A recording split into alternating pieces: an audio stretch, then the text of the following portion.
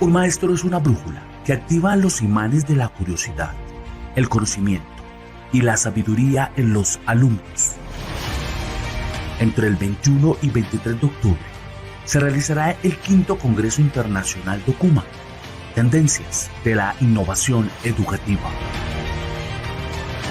Este evento busca visibilizar, compartir, articular y fortalecer las iniciativas educativas de maestros, colegios, fundaciones, empresas, sector público e instituciones de educación superior.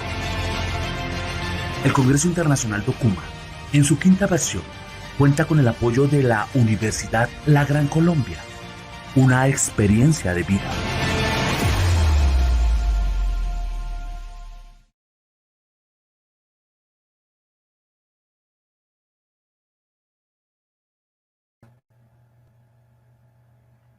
Bueno, regresamos y bueno, y vamos a dar inicio ya a nuestra jornada de hoy. Les aseguro que está cargada de muchas sorpresas, está cargada de muchos aprendizajes. Nos place que nos acompañen en esta jornada de sábado y pues seguramente vamos a dialogar de temas que a todos y a todas nos interesa. Entonces, para nuestra primera charla de hoy tenemos un invitado muy especial, el doctor Leonardo. No sé si ya se encuentra ahí. Profesor, ¿me escucha?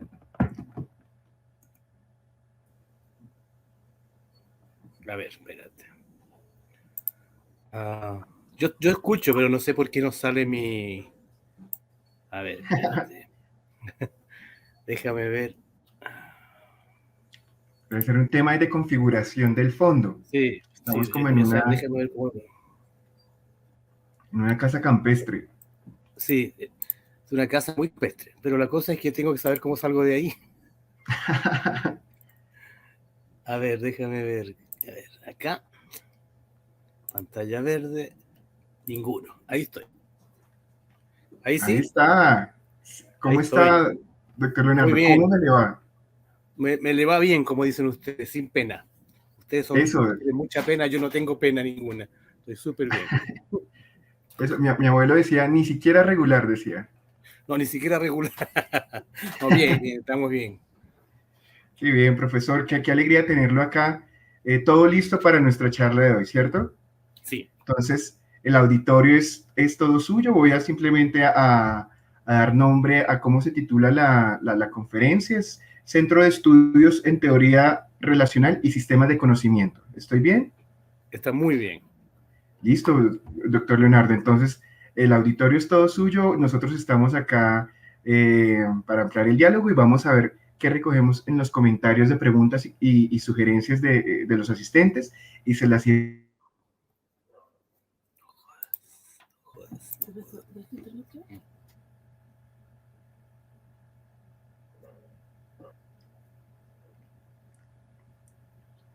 Profesor Leonardo, ¿está ahí?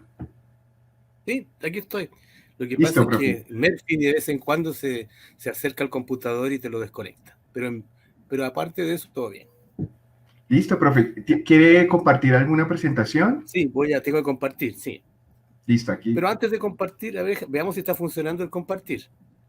Perfecto. Listo, compartir pantalla. Ahí está compartiendo, ¿no? Listo, ya.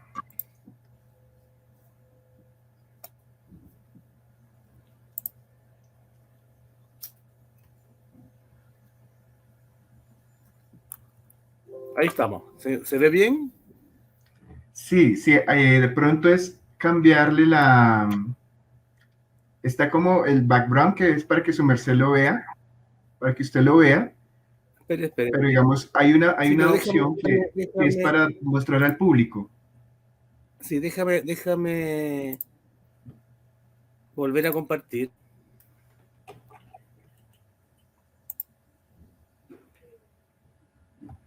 Voy a compartir de nuevo.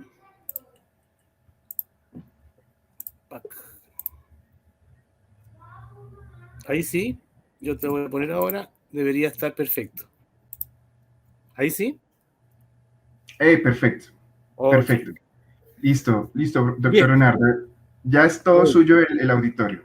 me, me voy al auditorio entonces. Bueno, miren, lo primero es agradecer la oportunidad de conversar con ustedes, ¿no? He escuchado varias conferencias, me he dado cuenta que hay muchas tendencias, pero lo que he notado y que a mí me produce angustia es que estamos hablando de pedagogía, didáctica, pero no estamos hablando de propósito. Y cuando hablamos de pedagogía, didáctica y vemos tanta tecnología, yo me pregunto, ¿y qué queremos formar? ¿Estamos pensando en algún propósito de formación? Porque si ustedes piensan fundamentalmente, si nos miramos hoy día en el siglo XXI, sigue habiendo un Estado como forma de organización de los gobiernos. ¿Y el Estado qué reproduce? Porque la educación fundamentalmente lo que reproduce es la concepción del Estado acerca de lo que se quiere en el futuro. Por lo tanto, si el Estado tiene un sistema de relaciones, por ejemplo, de tipo capitalista, la educación necesariamente va a tener que ser capitalista. Y vamos a tener que entonces que formar ciudadanos para el capitalismo.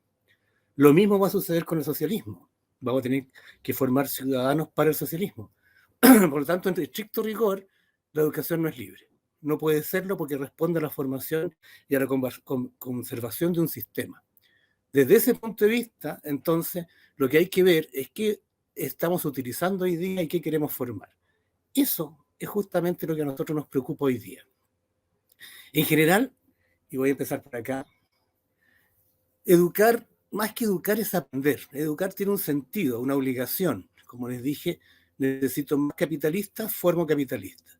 Y como tengo gente que tiene recursos para poder acceder al capital, tengo gente que tiene mucho acceso y gente que no tiene acceso. Si hoy día ustedes miran la declaración de la UNESCO sobre qué queremos formar, empezaron a hablar de la educación por competencia, que básicamente es más barato contribuir hoy día a formar robóticamente gente, o sea, la gente robótica es más barata que generar robots inteligentes. O sea, de ahí partimos. Por lo tanto, no es fácil hoy día cuando hablamos de educación y vemos tanta tecnología porque finalmente tenemos un ser humano que está olvidado, está detrás de las bambalinas. Es un ser humano sin compromiso, altamente egoísta, competidor, no cree que trabaja en red porque se mete en sistemas de comunidades virtuales, pero cada vez está más lejos de su lógica humana, de su lógica, como decía Aristóteles, la lógica del oikos, la lógica de la comunidad, la lógica de ser humano en la medida que estoy con otros. Pero lo peor no es solamente eso, sino que destruye su propio entorno. O sea, tenemos una educación donde la relación cultura-naturaleza no existe. Somos absolutamente humanoides que perfeccionamos lo humano y nos olvidamos del contexto donde estamos. Apelamos al cambio climático, apelamos al medio ambiente, pero en estricto rigor lo que apelamos es a seguir en el capital. Y ese es el problema que nosotros vemos hoy día como base del concepto de educación. El aprendizaje no puede ser libre en la medida que nosotros no tocamos la incertidumbre. Nosotros entonces como síntesis somos una corporación de ciencia-arte que trabajamos la teoría relacional del conocimiento. Y lo que nos interesa a nosotros como proceso es lo que dice ahí. Cómo nosotros aprendemos en el proceso de construir la transición desde lo que describimos a lo que explicamos, el plano argumental. Eso es lo que nos interesa hoy día. Entonces, fíjense lo siguiente. Hoy día podemos decir también que la historia de la ciencia, la historia es la historia de la certidumbre. El ser humano necesita certidumbre porque no se muere en la angustia misma, necesita creer. Y esas creencias pueden ser tanto religiosas como científicas, como de matrimonio, o sea, todo lo que nos genera algún grado de certidumbre nos gusta. Incluso en el matrimonio nosotros firmamos un papel que nos da la certidumbre de que el matrimonio va a funcionar. Sabemos que no es así, pero firmamos el papel. Lo mismo cuando compramos un auto o compramos algún objeto, firmamos un papel que representa la propiedad sobre algo. Ya, imagínense los niveles de certidumbre que tenemos. Entonces, vamos a llevar una analogía. Si nosotros tenemos esta malla acá, vamos a decir que es un campo semiótico. ¿Qué significa esto? Que es un campo de símbolos y signos donde uno flota. Y gracias a este campo semiótico, que es un campo que se construye en la cultura, ¿ya? Nosotros podemos comunicar. O sea, el lenguaje es posterior al campo semiótico. Por eso yo jamás he estado de acuerdo cuando que me dicen hoy día los constructivistas que el lenguaje crea realidad. El lenguaje no crea ninguna realidad porque es posterior al campo semiótico. ¿ya? Lo que crea, entre comillas, la realidad, ¿ya? Es la comunicación dentro del campo semiótico en lo que es la configuración de signos y símbolos, ¿ya? Entonces, si yo tengo, entre comillas, acá dos personas, parecen dos personas, pero son dos bolitas, lo que yo tengo en ambas es variedad. Por eso uno comunica mejor y otro comunica peor, porque manejamos variedad o no manejamos variedad. Y la variedad es, por decirlo de alguna manera, una buena definición, el número de estados que tiene un sistema. Por lo tanto, imagínense una persona que ha sido educada, entre comillas, educada, formateada en un nivel de alta certidumbre, ¿ya? Y genera un alto nivel de variedad en la certidumbre. La pregunta es, ¿qué va a aprender el estudiante de esa variedad? ¿Va a aprender el concepto de ley, de gravedad, o va a absorber la variedad sobre la certidumbre? O sea, en el fondo va a reproducir en la comunicación toda la certeza. Más que aprender, va a configurar formas de certidumbre porque finalmente es lo que el ministerio demanda, ¿ya?, como obligación de curricular. Por lo tanto, cada vez que ustedes les muestran un currículum y les digan la matemática hoy día sirve para, en realidad la matemática es una buena herramienta que sirve para explicar. Pero lo mejor de la matemática es que se explica a sí misma, porque respecto a la variedad no explica nada. De hecho, la lógica matemática es una lógica absolutamente limitada. P no implica no P, y de ahí para adelante tenemos varios problemas. Entonces, desde este punto de vista, ¿qué hace síntesis hoy día? Tratar de capturar la variedad en un proceso relacional de comunicación dentro de un campo semiótico. O sea, capturamos las distinciones, los tagmas y conceptos en el estudiante o en el profesor. Calculamos y capturamos las conexiones, entonces los paradigmas. O sea, en el fondo lo que hacemos es mapeo cognitivo. Mapeamos no lo que decimos nosotros acerca de, sino la forma que se construyen los mapas en relación a la persona o al grupo de personas que está frente a un propósito buscando una solución. Entonces, ¿qué tenemos? El problema y la pregunta. En ciencia, lo único en la estética científica importante es la pregunta. Lo demás viene todo en pasado. Y hoy día, lo que ustedes tienen como, entre comillas, educación, es una cantidad de respuestas resueltas hace mucho rato que no les dan la posibilidad de creación. O sea, no somos libres en la educación, porque ya viene todo envasado y viene determinado respecto a lo que tenemos que responder. Por eso, lo que se llama educación por competencias es un fraude absoluto en la formación del ciudadano libre que necesitamos en el siglo XXI. Ahora, ¿qué es lo que es una pregunta? Miren, es redundante. ¿Qué es una pregunta? Es cuando hago una pregunta. En un espacio semiótico, una pregunta es un espacio de libertad porque nos invita a relacionar. La pregunta nos da la invitación a relacionar. Y fíjense que cuando uno camina en lo cotidiano y va por la calle, no va haciéndose preguntas, va generando distinciones, ni siquiera enfoca, ya vive una enacción, como diría Varela, del momento. Y vive, según nosotros, una diferenciación, una extracción de diferencias y distinciones todo el tiempo. Algunas de ellas pasan a ser distinciones y generan acción. Otras ni siquiera se acuerda que la hicieron.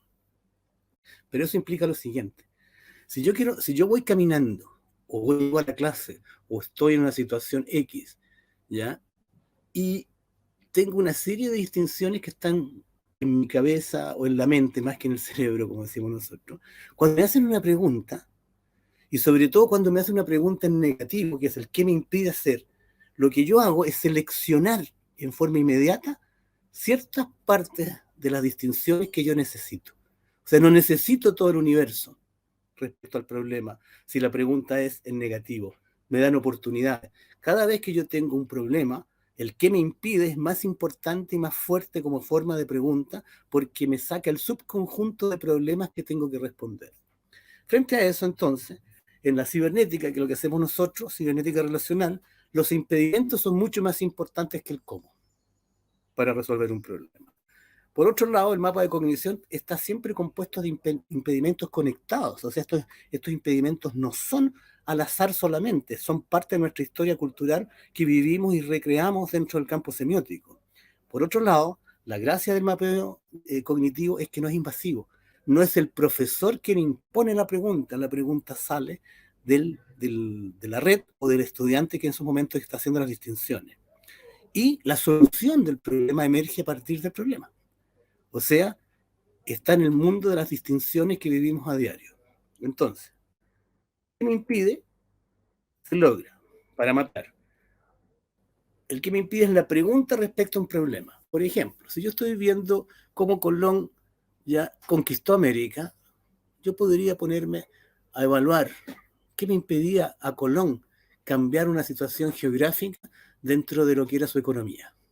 Ese que me permite a mí generar una serie de distinciones, ya que las he conocido, las he estudiado, etc. Pero construyo el mapa en base a una distinción como observador. Ahora, puedo asociar estas distinciones de tres maneras. En lo asociativo libre, son asociaciones absolutamente libres, no son causales ni hay efectos. Son plásticas, nos dan la plasticidad en la forma de pensar. La asociación da sentido, refuerza. Por otro lado tenemos las causales simples, ya que me dicen que puedo resolver algo, causa-efecto, ya me tomo un veneno, me muero, así es simple la causa y el efecto. Y tengo algo que también son muy importantes, que son las causales dobles, que me implican que debo resolver el problema. Es causa-efecto para ambos lados. Por ejemplo, si en términos de la relación, si la población crece, crecen los nacimientos, pero si crecen los nacimientos, también crece la población. ¿Estamos? Entonces, el mapa se compone entonces de distinciones, que son las que capturamos, y las conexiones. Todas estas cosas, todo este conjunto, toda esta configuración, genera un mapa cognitivo, en el cual es la persona o el grupo de personas quien lo construye. El observador, en este caso el profesor o la persona que está a cargo del equipo, no entra, no se mete, no guía, no da su parecer. ¿Por qué? Porque no es parte del problema. ¿Estamos? Entonces, con esto yo tengo una configuración donde a partir de los algoritmos que usamos nosotros podemos calcular dentro del que me impide el objetivo estratégico. O sea, hay un grupo de conceptos o un concepto central que me da a mí la solución o me dice por qué está impidiendo algo que estoy preguntando. ¿Ya? Aquí tenemos, por ejemplo, un mapeo de cognición hecho por los sistemas nuestros que se le hizo a 9 directores de colegio. La pregunta la hicieron ellos. Fíjense que ellos tenían que estudiar cómo desplegar las capacidades de gestión en la escuela de Cerrillos, que es una comuna de Santiago Centro. Entonces la pregunta fue, ¿qué me impide desplegar las capacidades de gestión en la escuela de Cerrillos? Entonces, si ustedes miran ahí, se dan cuenta que hay 21 ideas que salieron: exceso de burocracia, mala coordinación, exceso de tareas pequeñas, etcétera, etcétera, etcétera. Lo importante en esto, que cuando está el equipo funcionando o las personas funcionando, no tienen que explicar la distinción. Esa es la primera base de este juego. Aquí no se explica nada, solamente se entrega la distinción que uno está haciendo. ¿Por qué?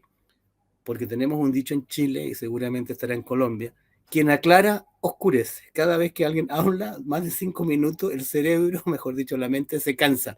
¿Ya? Entonces imagínense 10 personas hablando 5 minutos cada una, al final no se entiende nada. Por lo tanto, lo que se hace para construir el mapa es simplemente hacer las distinciones.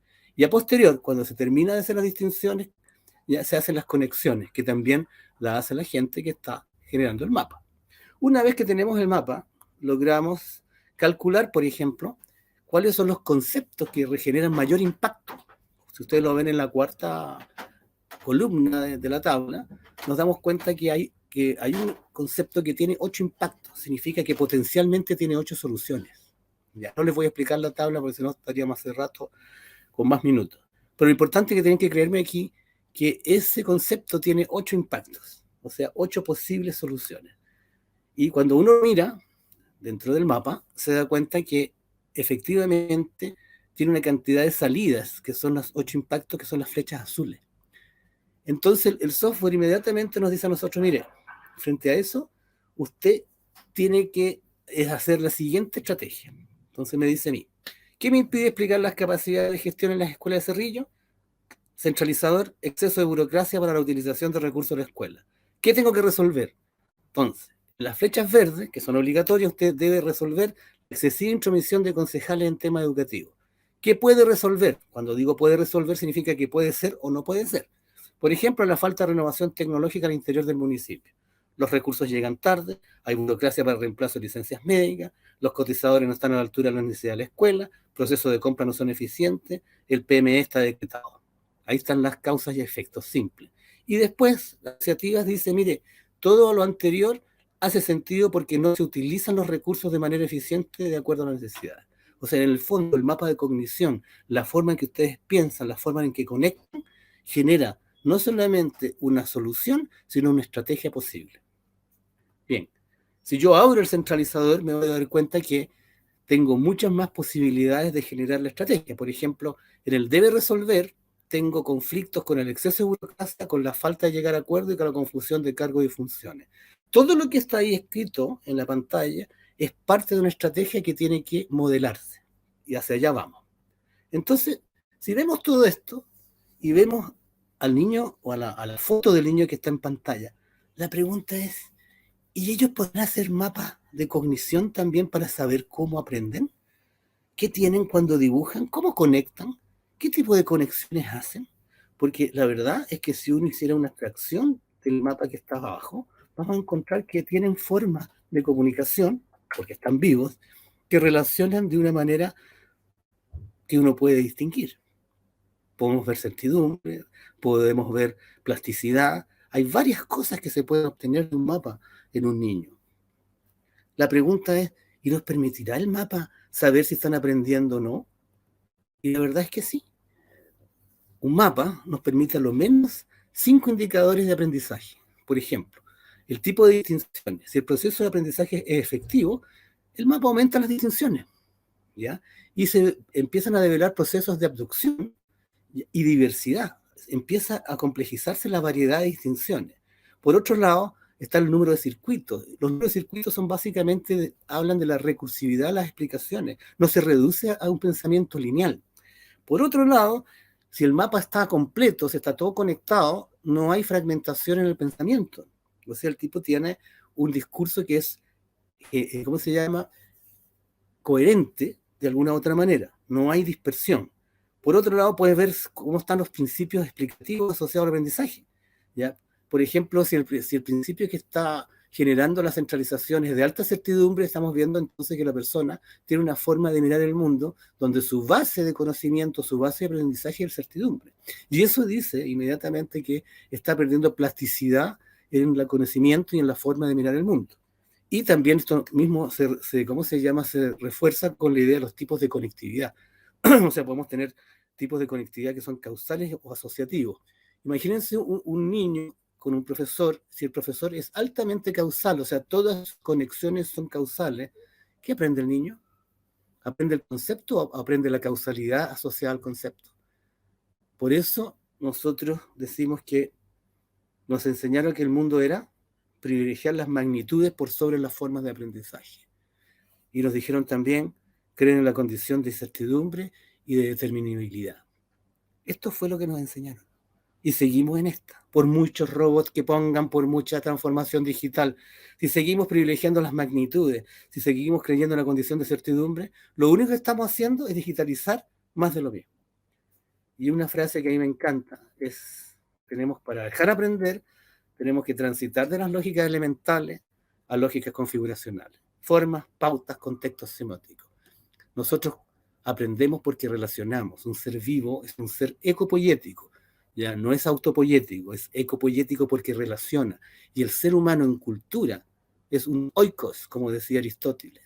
Oikos que viene con, ustedes conocen ecosistema, economía. Eco viene de oikos, y oikos significa en el caso humano comunidad, reciprocidad, colaboración.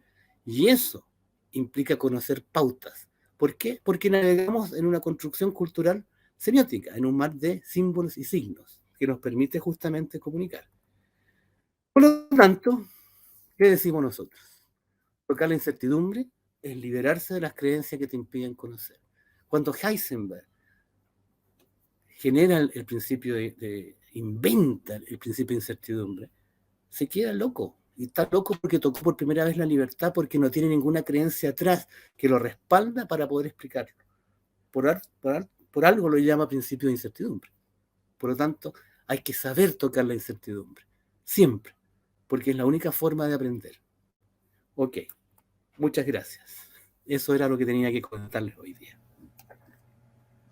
Pues no, doctor Leonardo, pues realmente estos temas son apasionantes y no podría extenderse acá, pues toda una jornada completa. Esto da para unas charlas interminables y particularmente debo reconocer que me apasionan estos temas, el tema del mapa, el tema de cómo se puede trabajar plásticamente aplicado a la educación y todo el tema que su merced comenzó a hilar desde el lenguaje, desde la semiótica.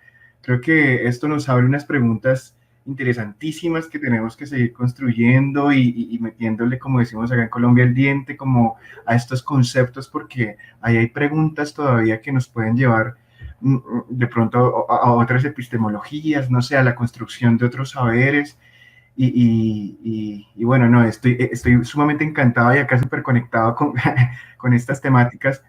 Entonces, yo le pido, profesor Leonardo, que demos paso a la siguiente conferencia y al final lo que hacemos es en unas pequeñas reflexiones finales que articulen justamente esos dos puntos de vista. Unas palabras ya de cierre. Profesor Leonardo, aquí Victoria Angélica Gómez en la caja de comentarios dice, pregunta doctor Lavanderos, ¿es posible de hablar del propósito de formación desde lo virtual o desde el aprendizaje mixto, B-Learning?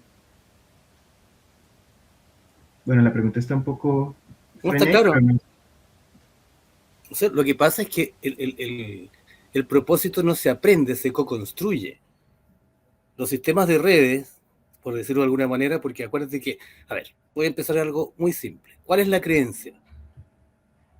En realidad la educación tiene que ver, la pedagogía en especial, con la forma en que se aprende, ¿ya? O sea, en el fondo reproducir el aprendizaje.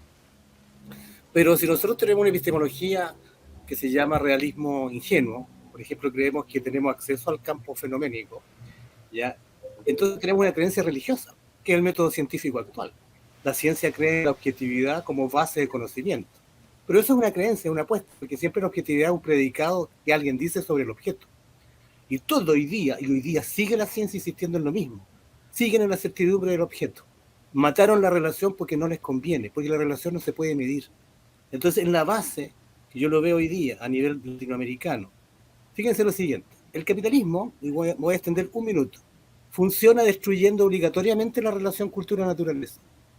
Necesita, porque si no, no genera mercancía. Tiene que lograr transformar en objeto la cultura y tiene que transformar en objeto la naturaleza. Si no, no hay transacción en términos de lo que es mercancía.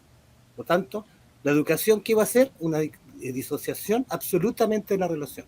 Entonces van a hablar falacias como el medio ambiente. Entonces los niños van a cuidar su medio ambiente. ¿De dónde? ¿Dentro de la casa o fuera de la casa? Primera esquizofrenia hecha respecto a trabajar y mostrar el medio ambiente como objeto, ¿ya? Para que usted vea lo que implica matar una relación. Después, obviamente, toda la parte del lo que se llama socialismo eurocéntrico fija, dado que Marx está obligado, dado el nivel de explotación en la revolución industrial de las personas, a generar socialismo como solución al capitalismo industrial de esos momentos, y que genera un humanismo, pero rompe la relación cultura-naturaleza.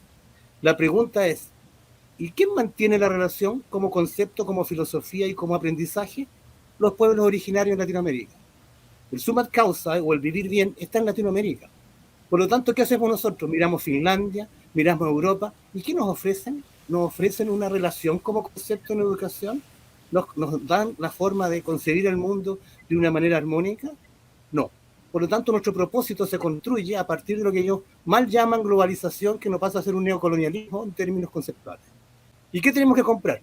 Tecnología. ¿Qué es lo que es el TECNE? Herramienta. O sea, hoy día entramos a una cuarta revolución industrial que no existe, desde mi perspectiva, es básicamente una hegemonía de los alemanes contra los japoneses para hablar de tecnología. Pero resulta que nosotros tenemos muchas cosas más. Y cuando hubo la conquista española, destruyeron astronomía, matemática, todas las formas de conocimiento que tenían. Entonces la pregunta es, ¿y por qué tenemos que estar mirando afuera si las bases conceptuales fuertes para los propósitos están en Latinoamérica? ¿Por qué tenemos que seguir hoy día matando nuestros propios recursos cuando nuestra educación no va hoy día a que hay un hombre libre, todo lo contrario, hay un tipo colonizado. Por lo tanto, si hoy día esos medios, y ahora apunto a la respuesta, nos permiten generar un hombre libre en la incertidumbre, en la complejidad, ese tipo de aprendizaje necesitamos hoy día. Y ese propósito solamente se puede hacer acá, a través de la forma del castellano que usamos. No le veo otra posibilidad. Y si quiere usar medios, puede usar lo que quiera, pero lo importante es qué quiere aprender, qué quiere dejar aprender. Nadie se puede, asumir la posibilidad de enseñar. Uno no enseña, uno deja aprender. Esa es la base del conocimiento relacional. No sé si respondí, pero básicamente esa es la idea.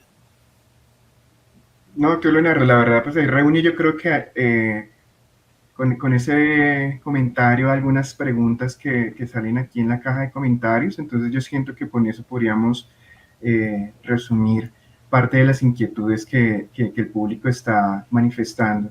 Yo quiero invitarles, nos quedan 4 minutos y como hacer un cierre, una reflexión general y la última invitación de pronto a los asistentes que conozcan más de los proyectos que desde el profesor Sergio Calvo desde la Universidad Europea, donde podemos acceder a más información, invitarnos como de pronto compartir nosotros también algunos links que nosotros podamos también a su vez compartir a los asistentes, no solamente de esta sala, sino en general de todas las personas que están en el Congreso de Okuma.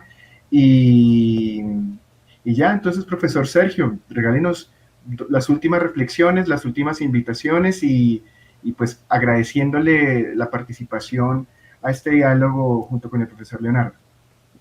Bueno, las gracias las doy yo a todos los que nos han permitido estar aquí, también por compartir, ¿no?, este espacio con el profesor Leonardo.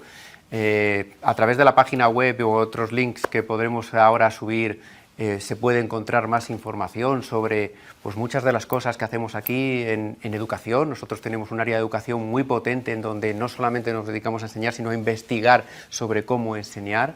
Tenemos líneas de investigación abiertas muy interesantes. Esto eran simplemente unas pequeñas pinceladas para invitar a la reflexión.